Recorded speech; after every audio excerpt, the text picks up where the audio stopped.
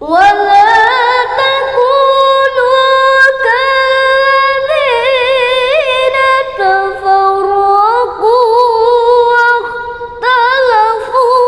من بعد ما جاءهم البينات